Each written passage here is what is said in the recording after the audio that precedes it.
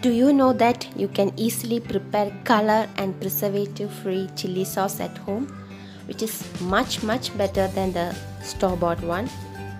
I have been using this recipe for more than 6 years. Chili garlic sauce is used in many of the Chinese cuisine and also as a dipping sauce for samosas, cutlets, noodles and whatnot.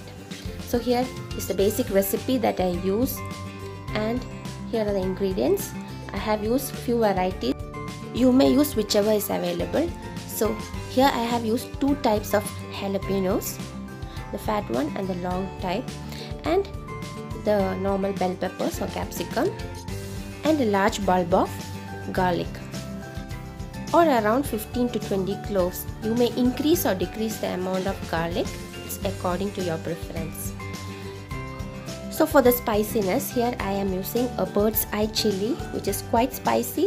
If you don't have it, you can go for the dry variety of chili available. Here I'll be using only the bird's eye. First you have to soak the chilies in salt water to remove the pesticides. Then you can split open the garlic into 2, easy for removal. Remove any damages and clean it and wash it very well.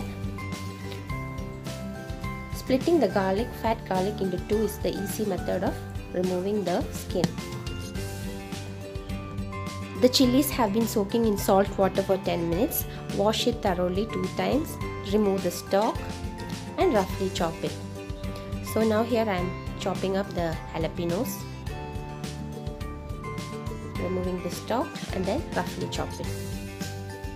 Now for the bell peppers, split it into 2, remove some of the seeds and roughly chop it. Seeds will be removed when you strain the pulp out, so it's okay to leave it while cooking. The bird's eye chili, I just leave it like that, not chopping it. It's very spicy. You may use hand gloves if you are allergic to chili.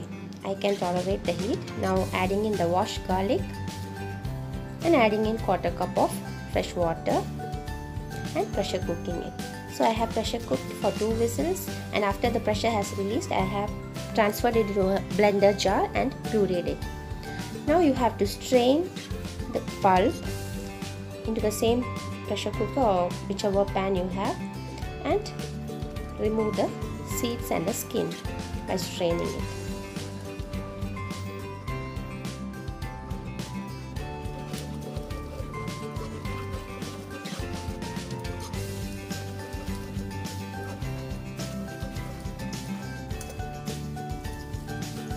Now add in 1 cup of white vinegar. You may use natural white vinegar or apple vinegar.